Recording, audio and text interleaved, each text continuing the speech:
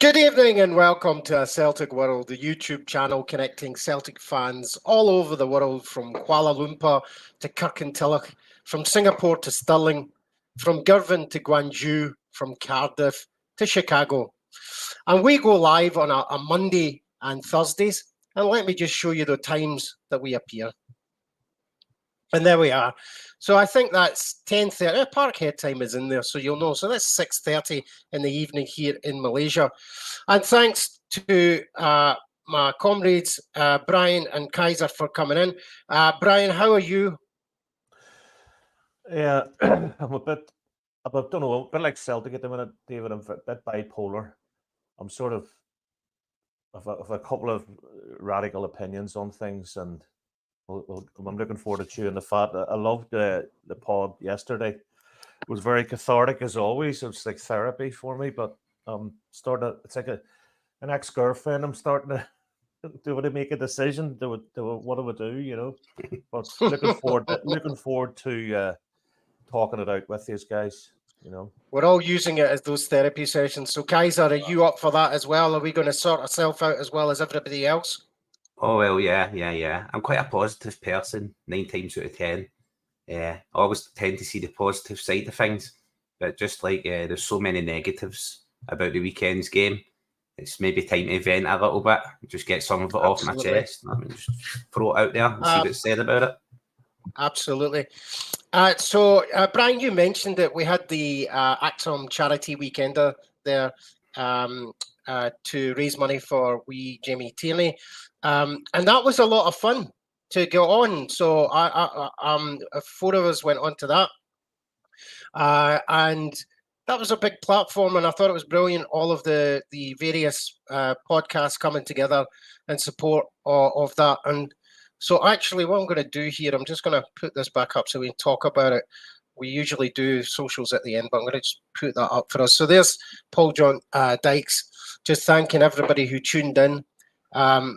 24 hours of podcasts and content from Celtic, and some of them were a lot of fun. I was watching myself in the bar after we'd been on. I thoroughly enjoyed it, and it was a absolutely great event.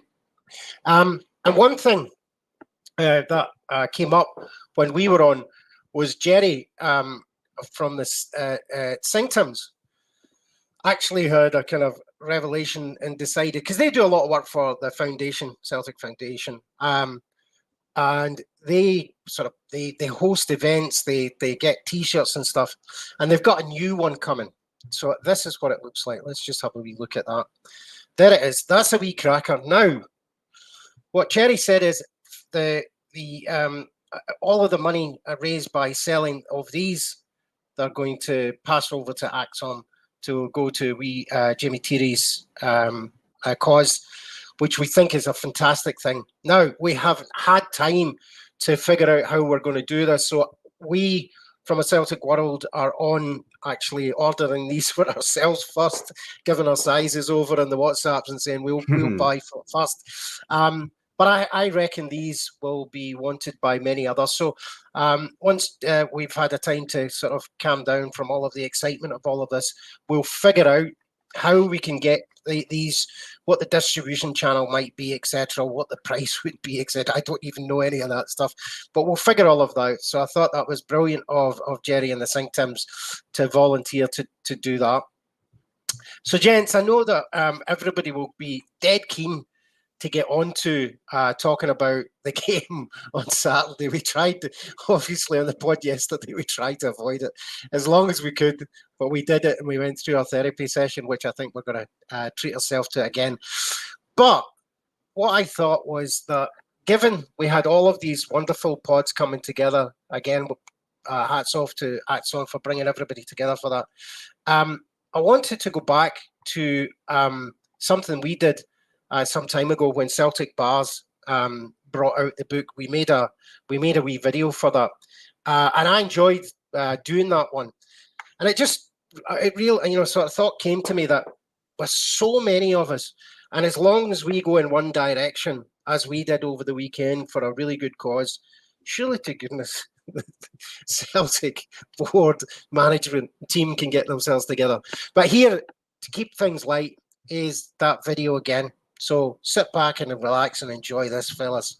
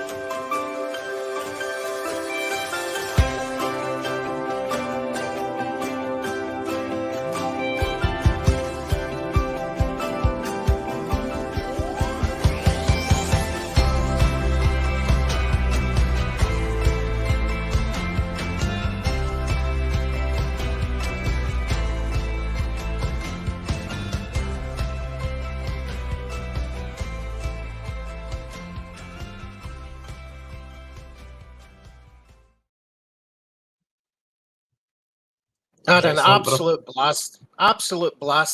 And so actually all of the information that you saw in that one was actually supplied by Celtic Bars, who came back and forth whenever I needed an information or something, and I just kind of put it all together in a kind of feel-goody kind of thing. But I just thoroughly enjoyed it, and some of the stats in there are just remarkable, aren't they? And again, just evidence of who we are, how global we are.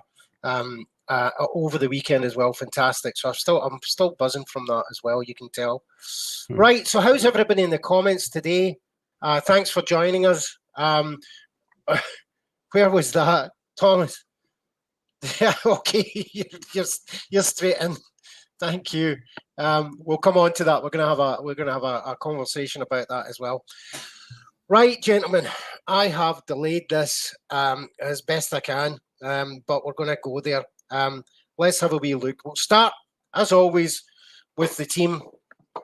So, Kaiser, over to you. What happened? What are the glaring omissions? What did this mean to you when you saw this? And tell us everything. I was surprised that he didn't go directly with the same squad that had played in Europe. As far as the bench as well, not naming players like Lagerbielke, who had turned up for us in Europe and couldn't even earn a spot. Like Bernardo seems to only play in Europe, never appears in the league. Some sort of special quality he has. He's a Champions League only player. Maybe not a Champions League level player, but Champions League only, definitely. Just kind of indicative of a flat performance from Celtic. Just everything that's been toxic and building and just really mounting against us as the pressure rises in this title run-in. I thought off the back of the Feyenoord game, we would come out and we would show a response. It would be a chance to build some momentum. But we didn't take that chance at all, did we? We were stagnant, lacklustre, playing the same horseshoe football, round in horseshoe shapes. Players performing under par. Players who looked like the only player who were options of getting us back into the game being substituted, and people like Bernabei being put onto the game. It's like, just watching it, I was like, this is calamity. It was ringing bells with the 10 season. I was like, this is a calamity in the making. This is triggering alarm bells left, right, and centre. This needs to be nipped in the bud. Looking at it, I was thinking, I don't really know if this is a squad problem or if it's a managerial problem. or if it's some of column A and some of column B. And definitely 100% the board has a hand to play in this. Given the summer, I'm sorry just to rant on, you know what I mean, legends, but go for it. This is what this session is for. Given the summer transfer window we had, right, and Brendan coming in, it took us 2 weeks to sign Brendan. I believe Ange was so in advance of his work. He had these players lined up.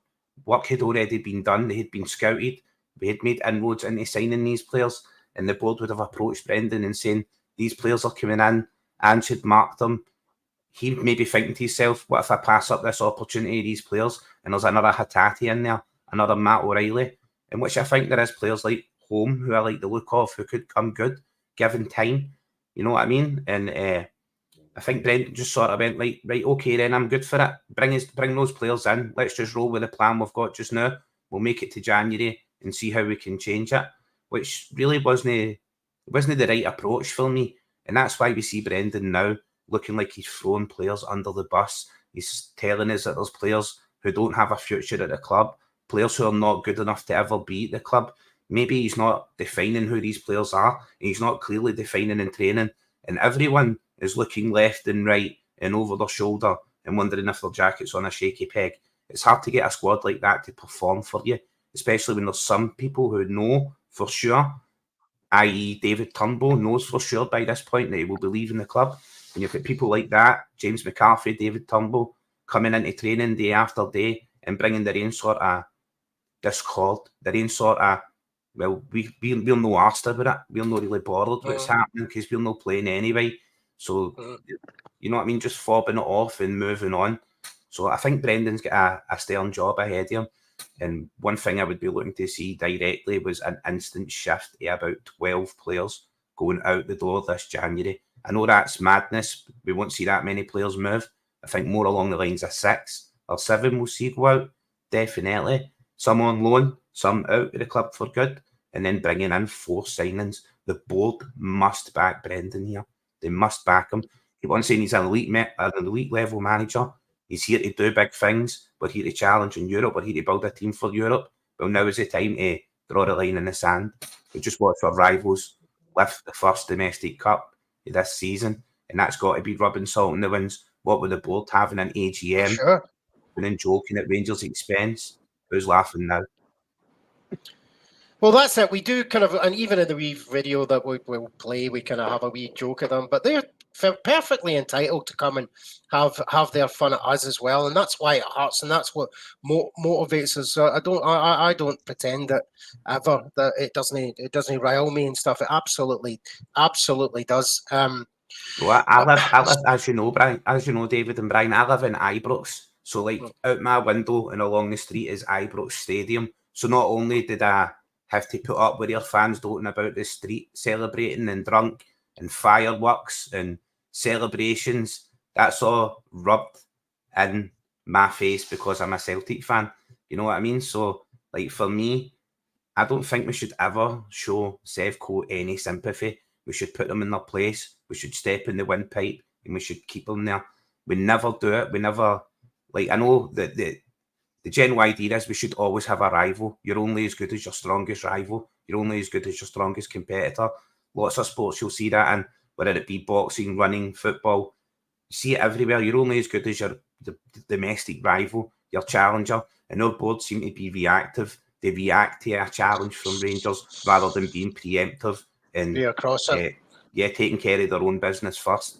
I mean, if we built a squad, realistically, look at the results that Celtic are getting in the league, right? We've just went the first half of the league basically undefeated, drew a couple of games, lost 2 games, 1 away, 1 at home, and we're getting scalped in the Champions League. If we built a squad to compete in the Champions League, you try to say to me, it would not run away with the Scottish League. The Scottish League is that high in calibre. It would offer resistance to Champions League level players. It would not. If we prepared for our maximum challenge, then we would succeed on all fronts, in my opinion. Brian, I want to. So here's how I kind of think about this. Some people read coming up in some of the comments you've said there, Kaiser. Brian, I find it difficult at times when I look from a distance back to Glasgow, to Celtic Park, I try and listen to the interviews that I hear of Brendan Rodgers. Very rarely do we see anybody else from the board, unless there's a public apology required for COVID or whatever it was. You don't get the information. Now, on the one hand, I respect the idea that we do our business quietly in the background and we don't tell people stuff. Now, there's a strategy there that I understand. However, this idea that everything is not to be discussed out in the open otherwise means that what we're left to do is read tea leaves all the time and figure it out for ourselves. We look at the behaviours of the manager. We look at the behaviours of the board at the AGM and their wee jokes that they've been running for the last 10 years or so. So what I do is this. In order for me to try and make sense of this, I bring it back to my workplaces, right? And I kind of look at the companies that I've worked for. How do the executives behave? And I've worked in some shambolic places, but I've worked in a very, very well-run, brilliantly established companies where the execs are just on their game all the time. They've got empathy, they've got the ruthlessness, they've got the sharpness, and they do well. And they're really the employees love them. Tell me from your experience, right? How do you motivate people when you see a manager coming out, saying what he does, the board behaving their way? Is that from your experience working in environments, public sector, otherwise? Is that a happy environment? Isn't it? You know, I'm just thinking to myself, you can't.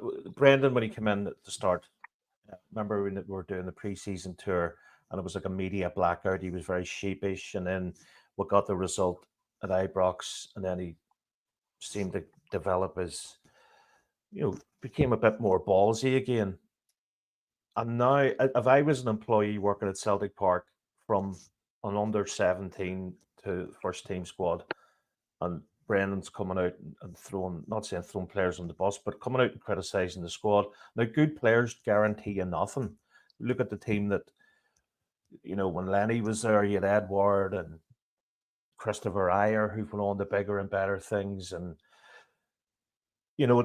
just getting good players in is not going to change things. I think, me, I'm a big Brendan fan. I'm sitting here. I really do think, and I hate to say this, I think he's lost the dressing room. I really do. And I fear if I don't think we will make any changes. Certainly coming out and speaking to the people he's speaking to, initially at the start of the year, BBC weren't allowed at Celtic Park.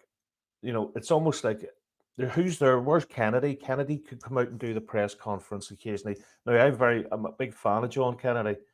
And when he came out and he did the press conference the other day, he was very, very good. Rodgers looks, I don't know, his own health, he looks unwell. He the cold and the flu. The board, I don't know, the board are just sitting there they're like arrogant golf club members sitting on their high horse. Rodgers is trying to make a difference. I don't know. I think it's a real, and then the Green Brigade, I just think it's we're our own makers of our own downfall. And I really worry about this. And I said to a friend of mine at the weekend, if somebody gave me tickets to the park, go and watch the Celtic, I wouldn't go. It's drab. It's the worst football I've seen since the days of Lenny. I mean, the COVID scene. Excuse me. And I don't know, I just think the things have to be aligned correctly. Rodgers obviously likes to have elite players, okay? But look at the players Ange did. When Ange came in, Ange got a tune out of Ralston, got a tune out of Taylor. We were in a worse case, excuse me, we were in a worse sort of case physically and with the team and the squad when Ange came in, and with boys, them two lads that went off to Ipswich, we had a couple of kids playing. He's got a bar Starfeld and Jota. He's basically, I think he's wrecked. Treble winning team machine. to the point Kyogo has no confidence anymore. You can see it. The wee man, there's nobody spraying the ball up to him for him to make his runs. I just think maybe sometimes things just don't work. There has to be everything in place for it to work. There has to be, the board has to be aligned, the Green Brigade, the atmosphere of the club. Even Brendan's press conferences, he's not the most inspiring. Okay, we big Ange there, and Ange was very vociferous, and he was. I don't feel that now. I feel it's almost a drag. Like, when Ange came in the first press conference, I know we're not allowed to mention Ange, but the bottom line is he came in, and I felt this guy's got our back. This guy he runs through a brick wall for us, and yeah, we're all duped into was thinking. I don't know. I just think there's a lot of broken pieces in this vehicle, and I don't want to harp on back to Joe Hart and left back and the players we need to get in, but I really do. I'm worried at the minute about things, and you could bring Jamie Vardy in, you could bring Harry Kane in. We've done it before. We've brought in Robbie Keane into a crap team, into a demotivated team. I really think Brendan's cut his cloth, and I don't know. It's the first time I've ever I've doubted him, but I don't feel the love. I don't feel the cohesion. Everybody, you look at for wee Jamie there over the weekend, all the Celtic pods got together and they all, forged ahead. The Celtic bars thing, 9 million Celtic fans. I just think at the minute there's a real disconnect between it. Brendan on the board, Brendan and the players, the Green Brigade and the board. The Green Brigade bring out the atmosphere. End of story. I don't care. This should be resolved. This is just it's divide and conquer time. It's literally just making us vulnerable against the other lot. And Kaiser. Sorry. Yes. No problem. No. I just want to bring Kaiser in because there's a few points that Brian made, and there's some within the comments. Some people are saying no, he's not addressing him. Some saying yes, he has. I saw a terrifying comment that was talking about Lennon coming back if Brendan left to see us through to the end of the season. That's a terrifying situation to even start. I know that we're talking about seasons 2021, kind of remembering back to how that was. Kaiser, I want to ask you, right at this point, we go back a little bit now, and we'll just go back to the game itself that we're talking about. I made this point, and Jerry was like, "Nah, that just cannot. There's no." And I think Ian agreed. There's no way. They disagreed with my sort of conspiracy theory head. Is there anything about Brendan Rodgers' selection of the team that is two fingers up at the board and get me sacked, or get Lowell sacked, or our relationship's so poor, you're going to get it in the neck, and this is how I'm going to do it? He plays this sort of dumb, well, that's what I've got kind of card. Or is he genuinely, do you think, every time he goes in, selecting a team that he absolutely believes is the best team? Because I get confused, because sometimes he makes substitutions in previous games where he can turn it around and you're thinking, that was beautiful. Perfect. I don't know what's going on, Kaiser. Can you explain any of this to me? What's your view? Like when we seen Brendan come in the first time, as Brian was saying, he was full of that gusto, that larger than life attitude. We'd not seen any of that for Brendan until we won at Ibrox, and then we seen it in spades from him. He was full of that gusto again, and he looked back to his old self, and we were all kind of eyebrows were raising, and more of the fans started getting behind him. I believe it's a mixture of things, right, David? I believe it's like a powder keg situation, a combination resulting in the perfect storm. I believe the board members, right? So let's just look at the board members in isolation, right? I believe they're going back to shareholders and stockholders and saying to them, look at the money we've got in the bank. Look at the level of playing staff we brought in the summer. We spent close to £20 million. We brought in 9 players. They're going back, and they're on paper, that's all fantastic. From a business point of view, how that looks is fantastic. Brendan's on the outside looking in at Angie's team, playing some of the most exciting football we've seen in years. Some of the best football I've ever seen at Celtic Park. Angie's team played. Brendan's then come in and just assumed, right? And my mum always says, assume makes an ass out of you before me. He's just assumed that all the players were highly intelligent and excellent footballers. But Angie's more the kind of coach that plays to a one system, one style, and becomes a master of that system. So the players that we had there are all dedicated to that system. Maybe when Brendan's come in and throw in a different system, lots of the players just don't have that level of soccer, football, education. Sorry saying soccer, but you know what I mean? They've not got that level of intelligence, like ring intelligence a boxer gains over the years. They've just not got that level of savvy to switch up the play because they look disjointed. They look, there's no pathway of play. There's no... They don't even use Kyogo. We're not using them correctly. How could Ange be getting a tune out of Kyogo and Brendan is not? How can the squad not be finding him, not crossing these balls, not picking them out? Scored 30 odd goals last season. You know what I mean? What is the problem here? Sometimes I look at it and I think to myself, I remember before Brendan came in, I was screaming for Knutson to come in, and there was talk of Muscat coming in. I believe if Muscat did come in, we would have been playing the exact same style of football that we were playing under Ange. And okay, it wouldn't have been Ange there, but we would have been still enjoying the swashbuckling, exciting football that made me get up and get ready week in, week out and go to paradise no matter what the weather to watch the team play because it was exciting. Right now under Brendan, there is just no direction. There is no style of play. And if I was to look at it objectively and say, right now it's decision time, isn't it? You look at Brendan, you look at his wages and you say, how much is it going to cost him to pay him off? Bring in another manager and bring in the players that manager wants, or bring in a manager who can get a tune out of the players that we've got, right? How much is that going to cost us? And then how much is it going to cost us to back Brendan Rodgers for 4 players or 3 players in a loan with an option to buy maybe of the quality that he wants to bring in? How much is that going to cost as an opposed to emptying Brendan's jacket, telling him, showing him the door? And I've been looking at Brendan's behaviour and everyone becomes a body language expert, you know what I mean? But we all know what depression looks like.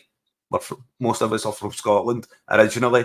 We all know what depression looks like. Trust me, we've seen it in spade loads. You know what I mean?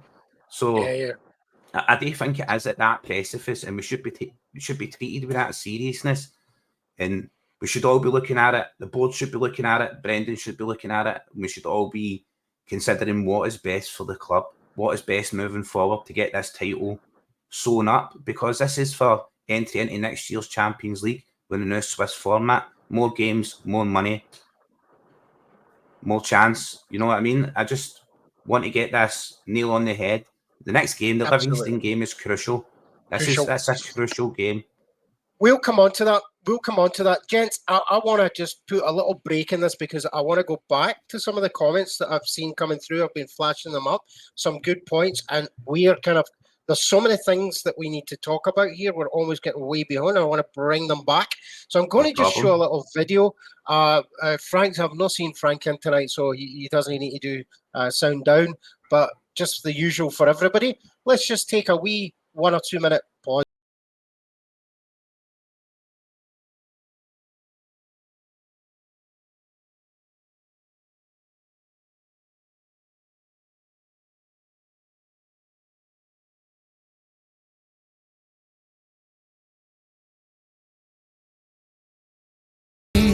Hope you've got patience.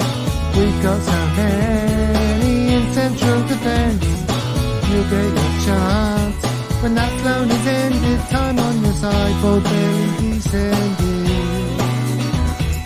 Gustav Lagerbielke, Gustav Lagerbielke. Your name's too hard for us to say. Gustav Lagerbielke, Gustav Lagerbielke. We'll probably say Lager anyway. Gustav Lagerbielke, Gustav Lagerbielke. Your name's too hard for us to say. Gustav Lagerbielke, Gustav Lagerbielke will probably just say, Lager! Anyway.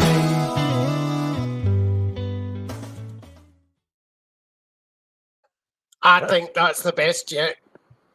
I love it. I love the Palmer one, but I think that's absolutely tremendous. Well done, Gav. Hey. Gav's back on Thursday, by the way, for those who have missed us, and I know that everybody has done. Because we keep talking about him, and he's not even here. How much we miss him. That's how exactly right. So, we miss you, Gav. Looking forward to you being back on Thursday. Gav's not just for Christmas. No, Obviously. Oh, no, he's no here at all. Trust me, it's a big commitment. Now, Brian, Lagerbielke, serious point in this one.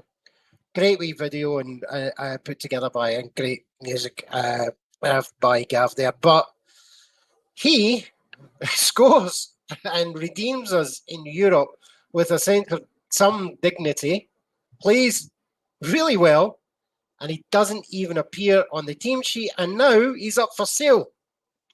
Explain that, please, sir. Brian, please. There's no words to explain it. It's another glaring. It's evident that something ain't right. You know what I mean? You would even Welsh. I mean, I thought Welsh would have got on. You know, after his performance the other evening against Feyenoord. I don't know. This is what worries me. All these sort of things that are coming about. Like, why wouldn't you play him? Like, what's he done? Has he grabbed Brenda by the throat in the changing rooms or something? You know what I mean? Maybe that's what's needed. Do you remember the year Tosh McKinley and Henrik had a go at each other? Remember the Wim Janssen season and then everything? Maybe that's just what we need. Get everybody, get Brendan in the ring with a couple of people and let's just fight it out. I don't know. If I was Lagerbielke and I'm sitting there going, I've scored the winning goal, and to be fair, Feyenoord could have won that game. It could have been 3-2 to Feyenoord. There was a couple of chances they had. You know, it was a great result on paper for us, but really, you know, it was 50-50 either way. I'd be just sitting. I'd be heartbroken if I'm Lagerbielke. Just sit. You know, he seems a nice enough punter. He's always smiling. Always a smile on his face. Scales. I mean, many matches of Scales played this season, over 25, including the Ireland games. Could he not have given him a rest? Could he, you know? I don't know. I just think it's something seriously not right behind the scenes. And Brendan's reminding him that I'm the boss, but I don't understand. Yeah. Like if Turnbull is going, he wouldn't be anywhere near the pitch. So why cut off your nose to spite your face? Like there's many people we work with and have worked with over the years that we have a professional relationship with them. They can do you a turn. I remember even Gordon Strachan bringing Bobo back. Remember Bobo Baldi come back? Remember he was exiled? I think Bobo might have scored 1 or 2 goals. And Strachan came out and says, yeah, that's what Bobo does. But he still had the professional relationship. He was, you know, he was able to come in and do a job. Whereas if you're Lagerbielke, a young fella, dream move, imagine scoring in the Champions League for your current club, regardless of who you are, and then getting binned the next game. You know, unless he's an injury or something, but I don't know. You're hearing Brian there as a frustration, but there's still no clarity. We need to dig deeper here. And the comments, you see the comments the guys have been making. Some are saying, no, Brendan knows what he's doing. Let's get behind him. That's a fair point. Some are saying, well, let's take the example of Kyogo. What's happened to him? Lagerbielke, Bielka. Tell us what's happening, Kaiser. David, if you look at how many players in the squad, right, have regressed under Brendan Rodgers and how many players have advanced. So elite level coach, man manager, arm round the shoulder, wee kiss in the cheek, wee pat in the bum. You can do it, son. How many of the players have advanced and got better? Matt O'Reilly. Palmer's made a little bit of a showing before he came in. How many of the other players? And I know we've got injuries. We've got Rio Hatate and stuff out injured. And I've seen him smiling in pictures with Brendan, and I was delighted about seeing that. But look, Kyogo is utterly regressed from a striker that looked like his movement was elite level and he could score anywhere, get his goals anywhere, and he was getting a plethora of chances under Ange as well. He was getting like 5 chances a game and maybe scoring 1 or 2. and it didn't matter that he was missing their referee chances. You remember those days, guys? He relied, he thrived on service, just constantly giving them chance after chance. It's just not happening. It's just not there. The wingers are not there. Mikey Johnson is playing for Celtic in 1980 or something. You know what I mean? I don't know who Mikey Johnson is. You know what I mean? Why these imposters are at my club. I mean, I'm a 41-year-old fat guy in Ibrox. I'll bring my boots up to the stadium if you're looking for somebody to be shite. Hey, man, I can do that. Give me 25 grand a week. I'll go missing in action. You know what I mean? The Kaiser, the Atletico Madrid game 2 each seems, I don't know, like something like the Wizard of Oz at the minute. It just seems, how did we pull that result off? You know, what has happened between that period of time? Well, I know what's happened. He's come out against St. Johnstone and said, I'm angry, and it keeps going harping on about quality. You know, it's up to him to get a tune out of the players. It really is. And I know, like, why putting Mikey Johnson on, I feel sorry for that young lad, Mitchell Frame, who had a fantastic game the other evening. You know, why did he get bombed out? You know, David, I was listening to you yesterday on the pod for Jamie and Axom, and I think yourself or Jerry might have said, like, Rodgers is very meticulous in everything he does. He's well dressed. He's got the teeth. He's sharp. He's got the hair. All, you know, he's very, you know, for a man of same age as myself, some of us have, you know, looked after ourselves a bit better. But why would he do that? Everything he does, there seems to be a reason behind it. So if he doesn't rate Turnbull, if Turnbull's head's away, why is he deliberately playing him? Like things like Mikey Johnson, Last Chance Saloon, bringing James E. Forrest on, like, don't play about with my club. You know what I mean? It's our club. Don't funny around with it. Just I have to. I'm asking very direct questions now, right? So time is against us in terms of where we're going with the league. I think I saw one of the other mob coming in and spending time with us. You're very welcome. Come in. But I have to ask very direct questions around this. I cannot, this isn't for the sake of the pod or to stretch out the content or anything. I just can't get my head around what's going on. So I have made the point, Brian, that I think Brendan Rodgers is a polished individual with some ego. He's displayed capability of management in his past. There's no question of it. I have seen it through the season in terms of his approach, his strategy, and he's come and gone, and there's some weirdness to his behaviour. But I just don't understand. Is it because he has no relationship with the board? That's the issue. He doesn't have a relationship with the board, and therefore is somehow sailing on his own, trying to make sense of it, doing what he thinks he can to motivate players by coming out and making public statements. Seems ill-judged. Is he forcing them out? Is he creating an environment? Is he that uber metadata capable that he can actually do? I don't get it. Kaiser, again, I'm going to come back and I'm putting it on you guys. Tell me what's happening. What's the strategy? What's going wrong? Does he not have a right-hand man? We all work. Sorry, Kaiser, I really cut you off there, brother. No, you're bad, Brian. In work, and over the years, when you're in a work environment or being a human being, somebody turned around and said, you know, something, that was the wrong move, big lad. That was wrong.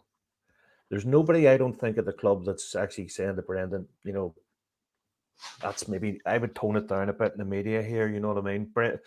There was a great man behind the scenes, Ange's agent, who went on to Spurs, was a great man to probably keep Ange in the straight and narrow and, you know, make sure the deals got done and all the rest. But there's nobody there. It's almost like the coaches are, I'm not knocking them, but they're almost like yes men, you know.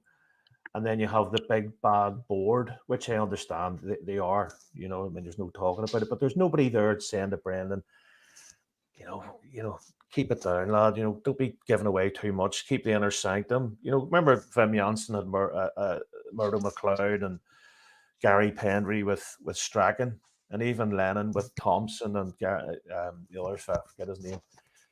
But there's nobody there with Brendan. Brendan always came as a package with your man Chris Davies, and maybe Davies is the man that's the missing piece of the jigsaw. But obviously he's with Ange.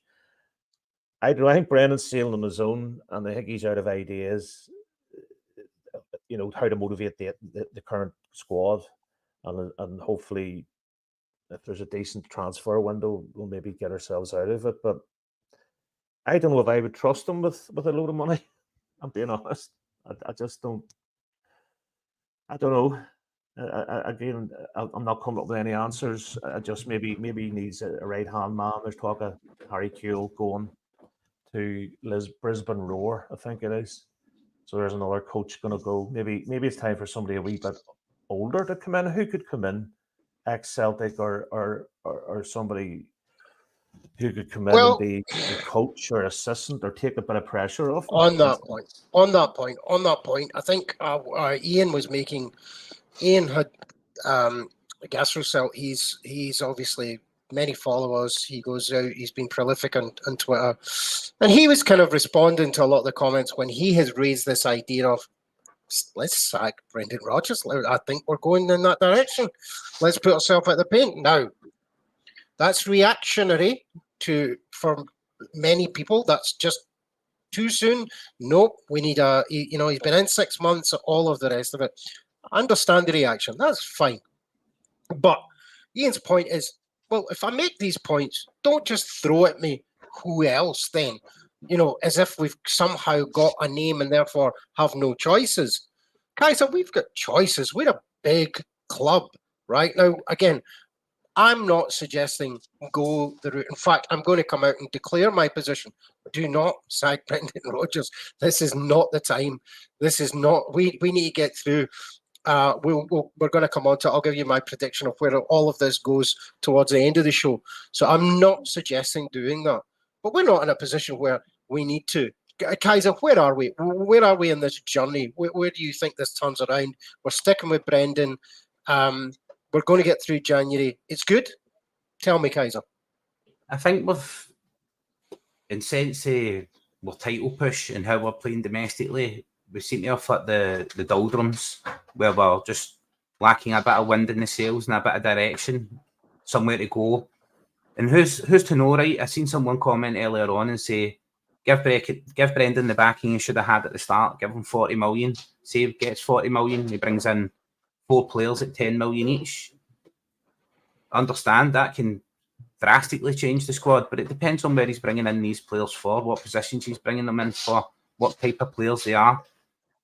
Are the rest of the players going to respond to them? Or is it just like we always say horses for courses, right? Is that what Ange did when he looked at these players and these players' profiles? Did he pick out horses for courses and rely on the fitness and the burning running and the footballing ability that these players did have? And they don't have it in other. That's what I think. They just don't have it in other areas to play another style of football. I just don't know, with John Kennedy still being at the club and him being responsible for training and Ange being sort of an overseer who walked around the outside of the training and come in with comments. I don't know why we don't just revert to that style. Just revert back to that style. Just go like, let's dodgy patch right now. Let's just revert back to that style. Go back to that style of football that we were playing. I believe that's what was happening in the Champions League. See, if you look at some of the goals we scored in the Champions League, some of it was very echoed Ange's play rather than a style that Brendan would play. Some of the goals, like Matt O'Reilly passing the ball through to Kyogo and Kyogo getting a goal, I remember that as well. I was like, looks like Ange ball. That looks like the way Ange had Celtic playing. So is it when we're playing in Europe and we start to mount a challenge in these games, we revert to type? Like when boxers get in trouble, they revert to the initial type of boxing. Like Mike Tyson always says, everyone's got a plan until they get punched in the face. Is this Celtic's punch in the face? Let's see what Brendan's plan is. And I do get that. Look, to remove the manager at this stage of the season and try and replace him, bring in someone else, and then invest in that manager. Not talking about the outlay it would be to remove Brendan, but definitely, it's a feasible point. You need to explore every option. You need to take a look at everything, and you go, right, if this is fragmented and disjointed and it's just not working, then how do we remedy that? No man is bigger than the club. Not a board member, not a manager, and not a player.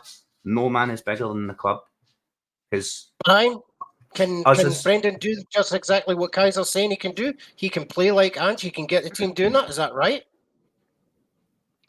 Maybe you can get the team. You know, he has an ego, and Brendan Rodgers has his way of playing 4-2-3-1 or whatever formation. I don't know. I really, I wish and hope, and I'm hoping to God, you know, we'll beat Livingston 5-0 next Saturday. But I just, you know, you're looking at goals and you could see the goals coming. You could see, right, we're knocking on the door here. You know, maybe a chance. There just seems to be a lot of broken pieces in the vehicle at the minute. There just seems to be, I don't know who could fix it. You know, when Ange was here, we're all fighting on the same front. We're all getting behind the team. We're all, you know, whereas there just seems to be a lot of disconnect at the minute. And I just want people to be happy and, you know, enjoy their football and try and get a result. But I just think there's maybe too much going on. Maybe, well, I don't know. Brian, I need to do something about that. Now, I'd like to say I was going to come in and help you all out in this. But I think what I'm about to just do, honestly speaking, is going to make you, our commenters, subscribers, and others who ever find us very unhappy, because tonight we're going to play our Christmas number one, and I unreservedly apologize for what I am about to do to you all.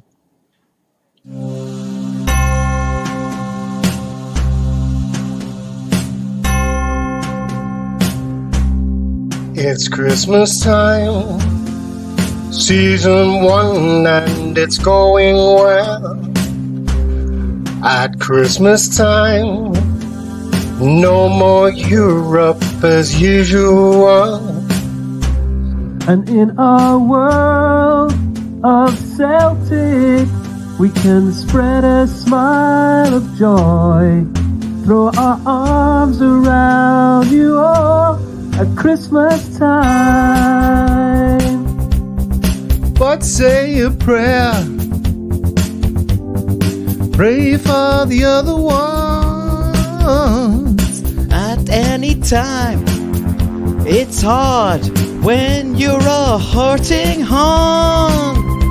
While we win trebles and doubles, they're laboring below, Mounting financial troubles, while our mountains of cash grow. Yet all over Celtic Twitter, there are the clanging chimes of doom. Reds and that, thank God we're green instead of blue. May the board have indigestion now this Christmas time. They know we have regressed this year, it shites. He needs the cash to flow, or heal up sticks and go. Let's see a great January window.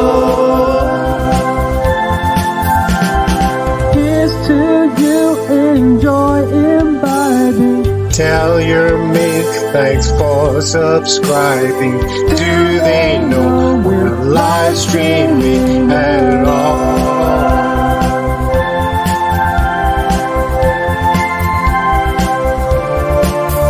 The Celtic world, here's our festive cheesy song. The Celtic world, cheesy songs the whole year long. The Celtic world, we all live in different countries. Celtic smart and some are deep in Celtic world. New subscribers always love Celtic world. We're less boring than some others. Celtic world. If you forgot to buy something Celtic world, why not forward our YouTube link?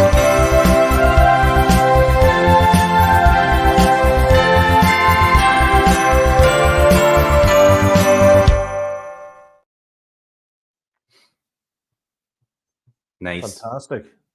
What a Top of guy. the Christmas charts near you. Best producer since Martin Hannett or Jim Steinman. Yeah. Who were the two guys? I loved Ian as Albert. No, it was Albert Einstein and so on. Who were the two characters that were the Dumb and Dumber? Who were the? Oh, that was me. That was that was me and Gav. No, that was me and Gav. I wouldn't take liberties with anybody else. I was delighted that it wasn't me. You know, Simon and Gav Funko it is now, innit? Writing the hits, rewriting the hits. That's right, rewriting the hits. I don't know about that. It's like a bridge over troubled water. Guys, if you want to pile in and take exactly that, that's the whole point of it. To be fair, I feel better for talking it out, and hopefully it's a blip. And we'll look back on this day on the 23rd of May when we're lifting the title, and we'll realise, look, remember we got our knickers in a twist. It's again else.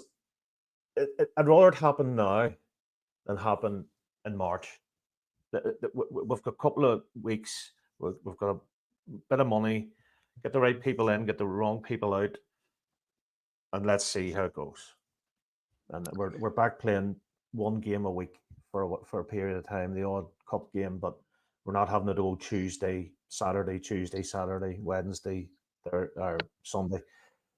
So hopefully, batten down the hatches, try and just pull together, spend a few quid, get a few boys out, and Rangers have to win the two games. We are still top of the league. They still have to go and win, and let's hope it'll be a green and white Christmas. There we go. Top of the league. Let's talk about. There we go. Let's talk about Livingston. Right, guys, come on, let's talk about it. We need to get our heads in the game. Forget all of this sadness and nonsense. We've vented, we've said where we are. We're still the champions. We're still top of the league. Things will come together. We saw the fan reaction. I was going to do a whole section there on the fan reaction, the boil over and the shouting at the board and all of that sort of stuff. But we all know it. We've all seen it. So let's take ourselves forward. Livingston. Gentlemen, you saw Cal Mack at the end of the game getting the players together. There was kind of Brendan sort of kept himself away from it, whatever. Maybe just allow the captain to have his say at that time about what it was meant. Cal Mack probably trying to show something to the sport that I get that this is just not good enough. We expect, do we not, a response. Livingston are bottom of the league. We've played them 28 times. We've won 20 and drawn 6. But that means we've lost against them twice. So, what are we expecting, Kaiser? Who turns up against Livingston? I know we're looking for this big fight back, this big, come and show us that the fight's there, that it's within the squad. Preferably, I would be delighted if we just took that win in any way, shape or form. Cross the ball in, it hits off someone's face, hits off someone's arse and goes in. I don't care. Just take that win, take those 3 points, and get that in the bag and buy us an extra bit of time leading into the next game, which I believe is on Boxing Day. And then we're playing the Seth Covians after that.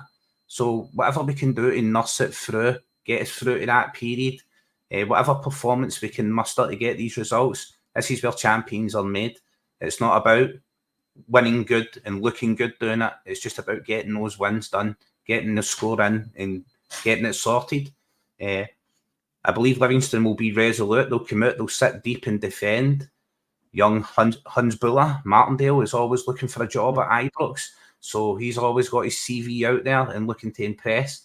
They will sit deep, but they will defend and they will look to hit us on the break or at set pieces, maybe nick a goal and then die hard, all out, defend that. So most important thing for us is get an early goal and get one of those in front early. Enough of this stagnating and just take the game by the scruff of the neck and get in about it. Aye. In my opinion. Sorry. You agree? Me? Yeah. Who else? I'm looking behind me. Sorry. No. Yeah. Totally. I would take an own goal. I would take flipping off the backside, whatever. I would take any kind of win, and as Kaiser says, we score early. It could be 5-0. We could. I hope the players react. I hope they just go out and don't sell themselves short. I'd love to see wee Mitchell Frame getting a run as well, and potentially play Kyogo and O up front together. Now it's a bit controversial. Maybe go to 3-5-2. Stick Scales left back, Lagerbielke or Nawrocki in there with CCV and Johnson, and then the usual suspects of McGregor, O'Reilly, Palma, Frame, and then Kyogo and O up front. I'd love to see it. I think if Kyogo had the big man up there winning a few balls and a few knockdowns, he could get a goal or two. That'll get his confidence back going, and we'll kick on. But anyway, I think we'll win. I think we'll win. What do we think of Witchy's? We're doing socials. What do you think of Witchy? Good mark. Majota. Oh, I like Witchy. I see her posts all the time. I love her. Yeah. I absolutely good adore her. sarcastic comments. Absolutely. Love her. Very funny. Very, very, very funny. This is a good one. Okay, there's another. And Ken as well. I love Ken's tweets as well. I love the way he signs off every tweet. Ken. Makes me think he's from Dunfermline for some reason. You Ken. Ken, no, Edinburgh. Some people can and some people can't. And you, my friend, remember that one? You can't. Still Ken. No, chewing the fat. That's the one. Yeah. Absolutely. So I think there's a wee bit of calm that we need to bring to this situation. I thought those two I follow, and I love Witchy and Ken's comments. They're full of sarcasm and wit and fun, and they just kind of pointedly go at people, and they can do it in Witchy can do it in like one sentence. She can, amazing humor that she's got. Brian, you sent me something. Do you want to talk us through this one? This is just about a crack. I'm looking at us at set pieces and what we do for a man like that. Look at that. It makes a change. It's called football twats. Football twats. Coming from me, and it's better than it's up there with a dirty footballer. I just love anything to do with football and bit of fun, bit lighthearted, But just wanted to say, not that's my place. Just wanted to say how well the guys were yesterday on Axon. Both yourself, I forget Jerry, Ian, and Paul.